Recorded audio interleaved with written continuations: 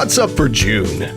Planets buzz the beehive, your bright evening stars, and how the summer solstice revealed the size of planet Earth. On June 1st and 2nd, Mars will be in the beehive. The red planet passes through the beehive cluster, also known as Praesepe or M44. It's a well-known open cluster of stars located about 600 light-years away in the constellation Cancer the Crab.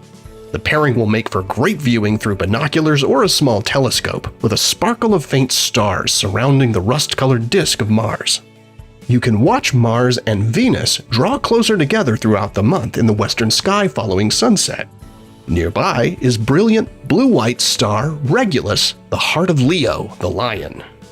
And on the 20th through the 22nd, the crescent moon passes through, making an especially lovely grouping at dusk on June 21st. Turning to the morning sky, Saturn and Jupiter rise before dawn, with the ringed planet rising around midnight and leading brilliant Jupiter into the new day. Early risers will find them on the eastern side of the sky before sunup all month long. And you'll find Jupiter rising with the crescent moon on June 14th. Facing southward early on June evenings, you'll notice two particularly bright stars high up in the sky. They are Spica and Arcturus. Blue-white Spica is the brightest star in the constellation Virgo, the Maiden. It's located about 250 light-years away and is actually two stars orbiting each other every 4 days at a distance far closer than Mercury orbits our Sun. Orange giant Arcturus is the brightest star in the constellation Boötes, the Herdsman. It's the fourth brightest star in the sky. It's much closer than Spica at a distance of about 37 light-years. It's also quite an old star compared to our Sun at an age of 7 to 8 billion years. Also on June evenings, you'll notice the stars of the summer triangle, Vega, Deneb, and Altair, rising in the couple of hours after dark and heralding the long, warm nights of northern summer. The triangle rises earlier each month as summer progresses. June 21st is the summer solstice for the Northern Hemisphere and winter solstice in the Southern Hemisphere. For the North, it's the longest day of the year as the sun traces its highest, longest path across the sky.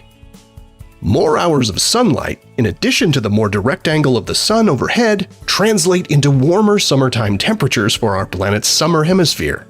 The situation is reversed for those living south of the equator, where it's the shortest day of the year during the cool months of winter. The June summer solstice has another interesting claim to fame. It helped the ancient Greeks 2,200 years ago to understand the size of our planet with remarkable accuracy. A scholar named Eratosthenes noted the difference in the length of the shadows cast by poles placed in the ground in two cities 800 kilometers apart at noon on the day of the solstice.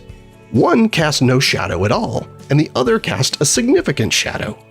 By comparing the shadows with the separation of the two cities, Eratosthenes deduced that Earth was about 40,000 kilometers in circumference, which is the actual value. He was also the first to calculate the tilt of Earth's axis, which, after all, is what's responsible for the solstices and for the seasons themselves. Here are the phases of the moon for June. Stay up to date with all of NASA's missions to explore the solar system and beyond at nasa.gov. I'm Preston Dykes from NASA's Jet Propulsion Laboratory, and that's what's up for this month.